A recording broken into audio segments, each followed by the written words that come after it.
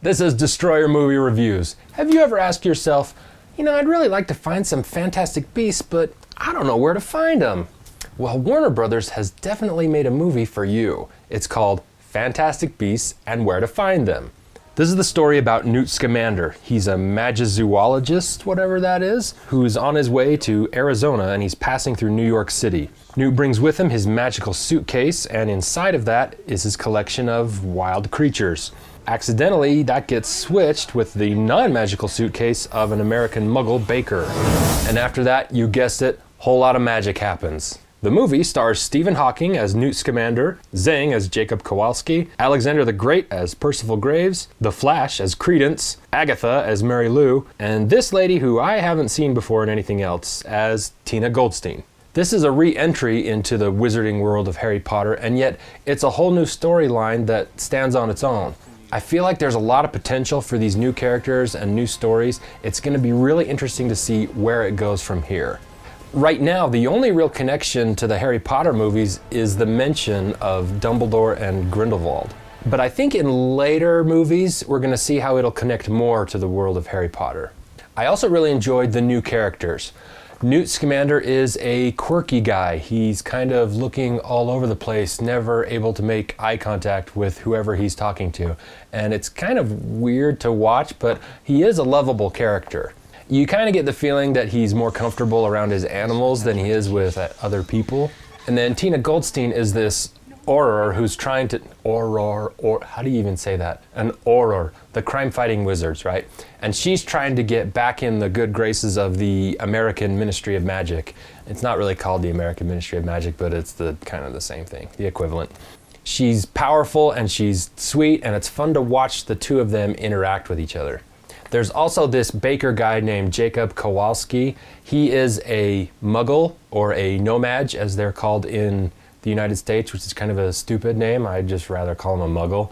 He kind of gives us the outside perspective, what it's like for the everyman to be exposed to magic. I don't think I'm dreaming. Oh, give it away. I ain't got the brains to make this up. And then you've got Colin Farrell, who plays Percival Graves. And I think he was a cool character. He was fun to watch. He had presence to him. With all of these characters, I'm curious to see more. Without going into spoiler territory, I'm just interested in what happens next for them and how are they going to have more adventures, more interaction. I love that the wizarding world is expanding.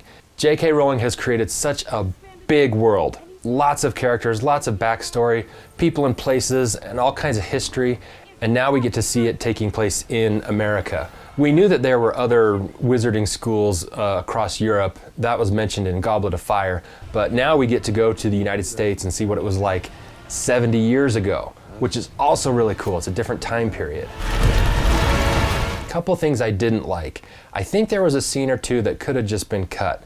They didn't really develop the characters any further. They didn't really push the story along. They were just kind of there to have fun, and every now and then you need a scene like that, but they could have gone. So it's kind of impossible not to compare this movie to the Harry Potter movies because, duh, they're in the same world. But it's also a little tricky to compare them because there's quite a bit about this story that's just different. Fantastic Beasts takes place in New York City and not in the United Kingdom. It takes place in the 1920s and not at the turn of the millennium. The main character is an adult, not an 11-year-old boy. Most of our other characters are adults and not students. The Harry Potter movies had to introduce you to this whole new world, and Fantastic Beasts assumes that you kind of already know this world. My overall score for this movie is 3.5 stars out of 5. It was good, but not great. And I will give it credit because Harry Potter and the Sorcerer's Stone was definitely not my favorite movie in that series, and maybe time will tell. I could be changing my mind about this movie in the future. So let's see where the Fantastic Beasts franchise ends up going. Who knows, maybe next time around it'll be Fantastic Beasts and How to Domesticate Them, or Fantastic Beasts and How to Cook Them. So that's my review. Thanks for watching. Mischief Managed.